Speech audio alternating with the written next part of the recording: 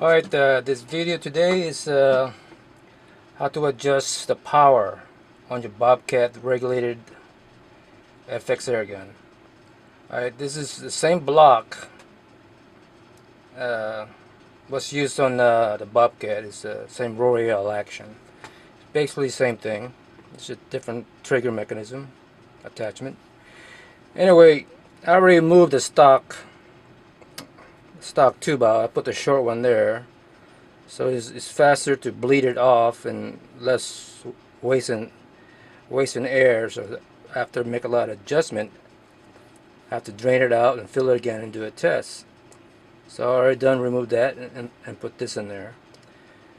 To remove the Royale 500 tube, you have to remove the barrel, unscrew the 500cc bottle, and screw in your 48cc extension tube for testing.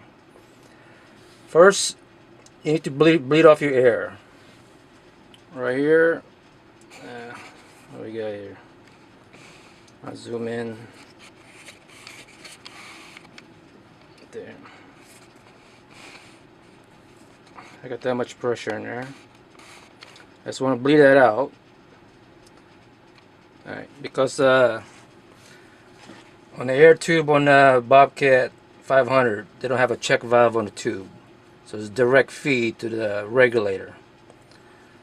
So the only way to bleed the air without using any special tool is using a gauge. Alright. Oops. How about that? Here's a 11mm wrench. What you do is loosen it slowly till you hear it hissing.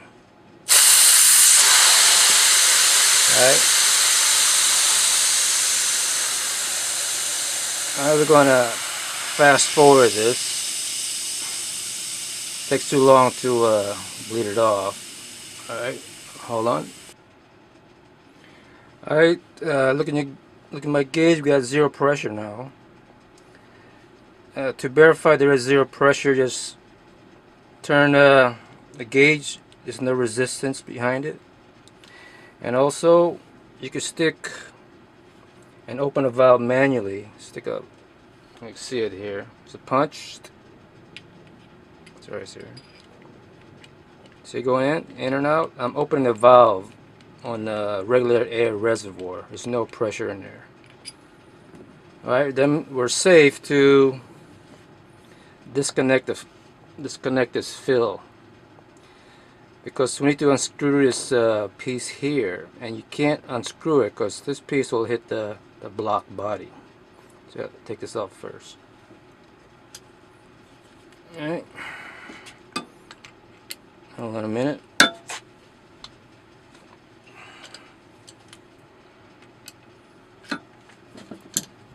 Alright, loosen up with the wrench.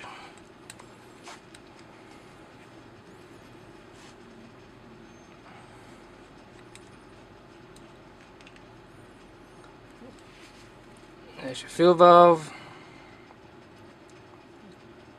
check valve, and your O-ring. Okay. Now we could unscrew the whole tube and all. Since it's a short, straight tube, it will clear the shroud. Alright. On Bobcat, you don't need to take the shroud off of the barrel. You just unscrew. You have room, all the clearance to remove it. Alright. And you can see here's a hole, and it goes all the way straight to the tube. It's like open reservoir. Alright. Let's see it through here. Hold on a minute. Let me zoom in. You can see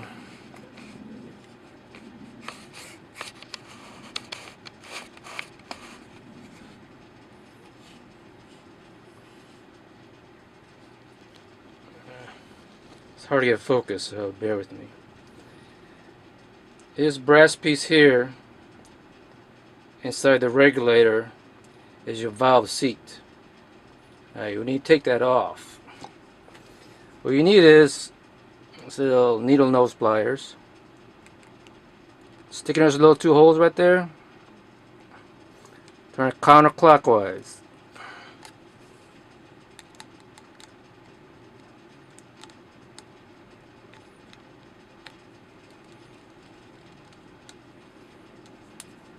It's kind of hard doing this one hand while holding this barrel steady. Hold on a minute. I'll put it to the side to be quicker. Right.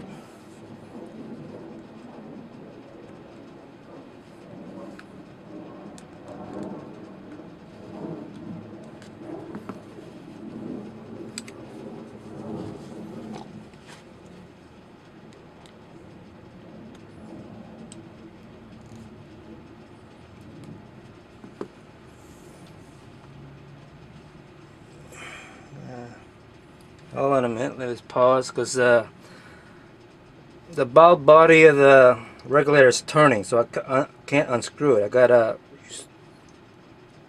use some kind of tool to make the regulator stop turning while removing the cap. Hold on a minute. Alright, let's continue.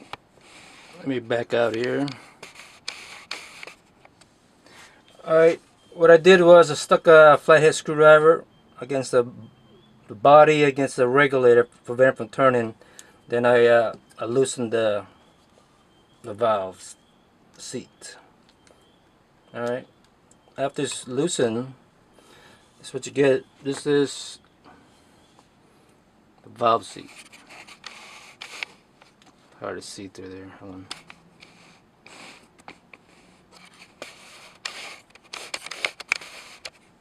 Oh, that's the valve seat. Alright, now I got this little thread here. We're going to thread it into the body of the regulator. Alright, and gradually pull it. Alright, let me show you. See it. There you go. That's your regulator.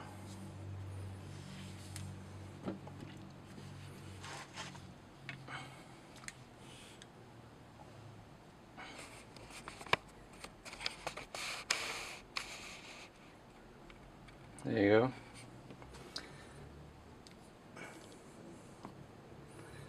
Now here's your little disc. Make sure you see your disc. You got a lock nut here,